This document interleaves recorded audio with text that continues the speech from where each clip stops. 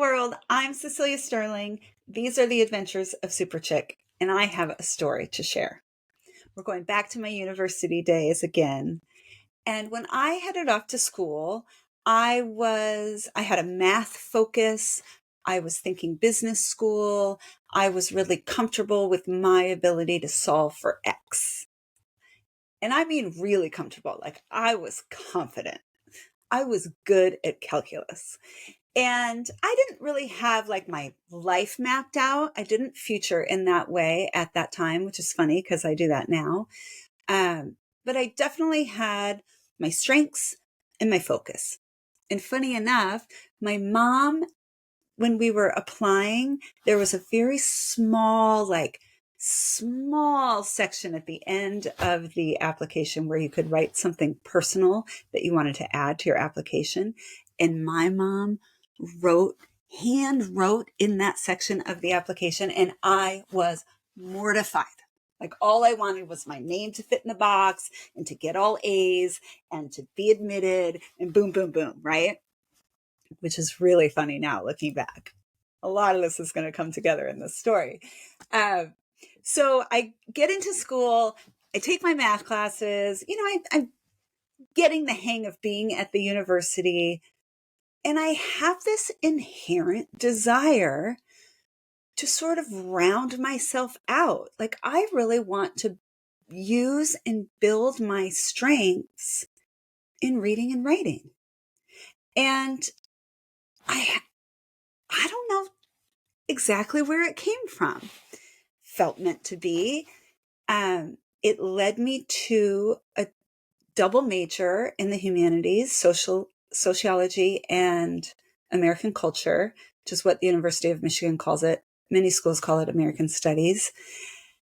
And what really drew me into these classes were the stories. And both departments had a real desire to include and explore more diverse stories, people, and perspectives when describing our world, describing our country, describing our cultures, describing our communities. And I really wanted to do that too. And I didn't have the words for this at the time, but I wanted my story to matter. And I wanted everyone's story to matter. And so I shared a value with these departments, which again, I didn't have the language for at the time. I just had an attraction and a desire to be in these rooms and have these conversations and read these books. Although that was really hard for me. What I began to learn was I am an auditory learner. So lectures, yes, I would remember and comprehend and be able to process information from lectures like, we'll just say really well. Reading 250 to 1,000 pages in a book, often using very academic language, and having that assignment be like, you'll have that done in 2 days, right? For this class, and then a couple more for these other classes. No. And funny enough, as much as I held myself to a very high standard for, wanting to get all A's and solve for X just right, I had a lot more grace around my grades and performance in these other classes because it wasn't my strong suit. I was there to improve, not necessarily do really, really well. And so that's kind of interesting now that I look back, that I had some grace around that, and that I don't know, it was like I appreciated the fact that I wanted to increase my strength in a category that I would have considered at the time a weakness. So within the Department of American Culture, there was a professor who to me was like one of the pillars of the department. And I took some of her classes. I really liked her as a professor. I didn't do very well in her classes, which It's kind of funny. She taught like the 100 or 200 level that you like absolutely have to take to have a major in American culture. And I think I got like a B in that class. Like that's a whole nother story, but I really liked her. And I worked in the department as a part-time job. And so I got to know some of the people in the department beyond just the role of student and professor. So I didn't know her well personally, but I got to see her interact with other staff, and I got to see she brought her kids in sometimes. Like I felt like I was exposed to more of her than just who showed up in the classroom. And I liked her. I thought she was very successful. It was pretty early in her career, so she was younger than some of the professors.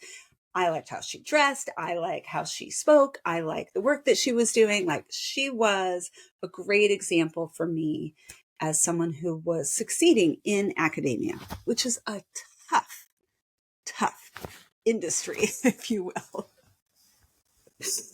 And so in one of her classes, we were breaking down different constructs and belief systems, right? So right now, that's super interesting to me. And some of these seeds were planted then. So at one point, we're talking about what it means to be a wife and how that's a social construct. And I will never forget this lecture. It's like I saw a photograph in how she described her experience. I can't remember all the things she's saying about being a wife at the time. I just remember that we are looking at it as a construct.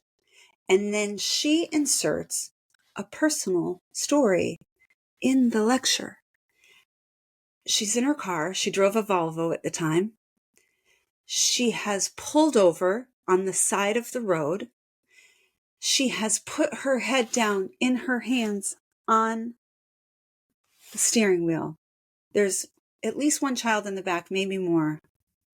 Now I can sort of name, I think, emotionally for her, she was experiencing overwhelm, and I'm not sure what else. I can identify that with that now as a mom and adult person operating in the world. But in this moment where she describes that, and it's funny, I called her a pillar, right, in the department. It's like all of these doors opened and constructs broke and things moved all around. It's like she created a new pathway for me. Call it a neural pathway, call it an energetic pathway, an emotional pathway, where in this very vulnerable moment of hers in the car, head down, she says, if this is what a wife is, then I want one. And in this moment, I realize, whether I have the words for it at the time or not, I get to define what being a wife means in my own life. I get to choose to be one or not. I get to be a whole person with big emotional experiences. I could be successful at work and still feel enough overwhelmed that I have to pull over in my car one day. And I could then talk about it, not only at work, but lecturing to hundreds of students. And that wouldn't make me someone who's not good at my job. That would help me embody the very lesson that I'm trying to convey and help my students actually learn it in a much more profound way. And so now, in the work that I'm doing, where I'm exploring the power of personal narrative, I'm not kidding. When I was like, we're kind of thinking about the elements of the story that I wanted to include, I was crying. I was just so personally touched and connected with the day when I was sitting in her lecture, where on some level, she made it okay for me to ask questions about the world that I'm living in, how I want to live in it, what I want to believe Do I believe what I believed before? Why do I believe it? Do I want to continue to subscribe to that belief system? Because I get to choose, and I matter enough. My story matters, like my life matters, and I should be making choices about the life I want to live. I get to create it.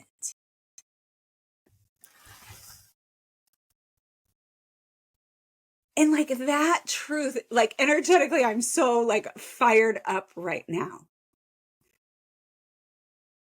And as I explore this, the power of personal narrative, and try to be the lead character in my own story, and encourage you to do the same by offering up these examples.